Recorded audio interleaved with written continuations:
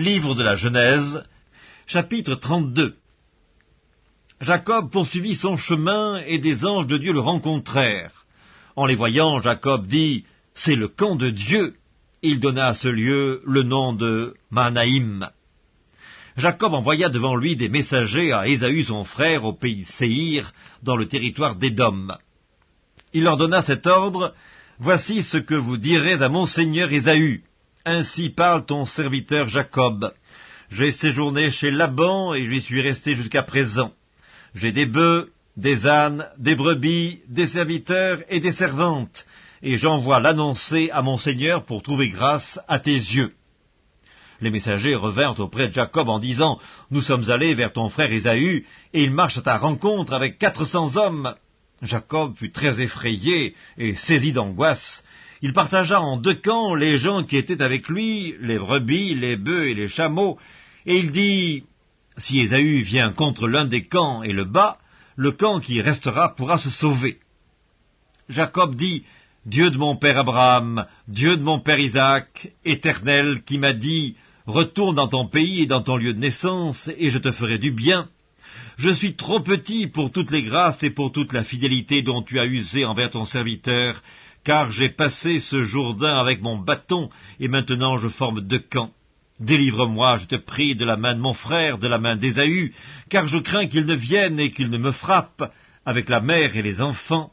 Et toi, tu as dit, je te ferai du bien, et je rendrai ta postérité comme le sable de la mer, si abondant qu'on ne saurait le compter. C'est dans ce lieu-là que Jacob passa la nuit. Il prit de ce qu'il avait sous la main pour faire un présent à Ésaü son frère. 200 chèvres et 20 boucs, 200 brebis et 20 béliers, 30 femelles de chameaux avec leurs petits qu'elles allaitaient, 40 vaches et 10 taureaux, 20 ânesses et 10 ânes.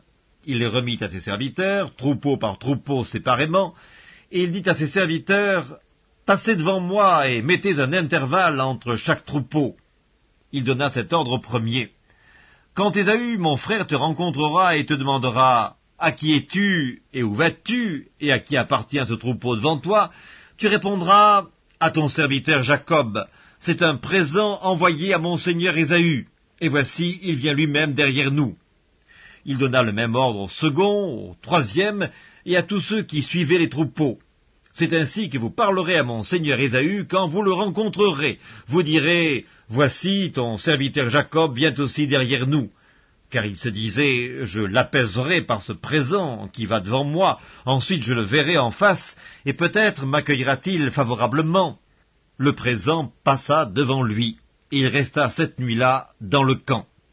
Il se leva la même nuit, prit ses 2 femmes, ses 2 servantes et ses 11 enfants, et passa le gué de Jabbok. Il les prit, leur fit passer le torrent, et le fit passer à tout ce qui lui appartenait. Jacob demeura seul. Alors un homme lutta avec lui jusqu'au lever de l'aurore. Voyant qu'il ne pouvait le vaincre, cet homme le frappa à l'emboîture de la hanche, et l'emboîture de la hanche de Jacob se démit pendant qu'il luttait avec lui. Il dit, « Laisse-moi aller, car l'aurore se lève. » Et Jacob répondit, « Je ne te laisserai point aller, que tu ne m'aies béni. » Il lui dit, « Quel est ton nom ?» Et il répondit, « Jacob. » Il dit encore, « Ton nom ne sera plus Jacob, mais tu seras appelé Israël, car tu as lutté avec Dieu et avec des hommes, et tu as été vainqueur. » Jacob l'interrogea en disant, « Fais-moi, je te prie, connaître ton nom. » Il répondit, « Pourquoi demandes-tu mon nom ?»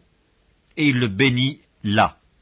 Jacob appela ce lieu du nom de Péniel, car, dit-il, « J'ai vu Dieu face à face, et mon âme a été sauvée. » Le soleil se levait lorsqu'il passa à Péniel.